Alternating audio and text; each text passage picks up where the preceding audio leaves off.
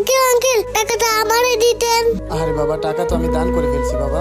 Uncle টাকাটা আমারই দেন, আমি কিছু হয়ে দোয়া করতাম।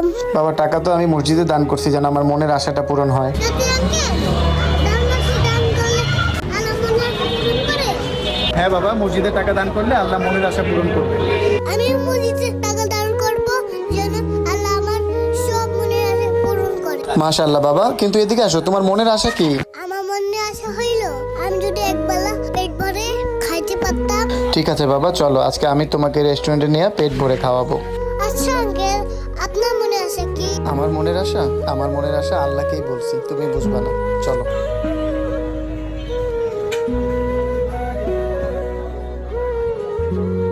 আঙ্কেল এত বড় হোটেল, এই হোটেলে তো আমি জীবনেও খাই নাই। ঠিক আছে, সমস্যা নাই, আজকে তোমাকে পেট ভরে খাওয়াবো, ঠিক আছে? ও আঙ্কেল, এত বড় চিকেন, এত বড় চিকেন আমি জীবনেও দেখি নাই।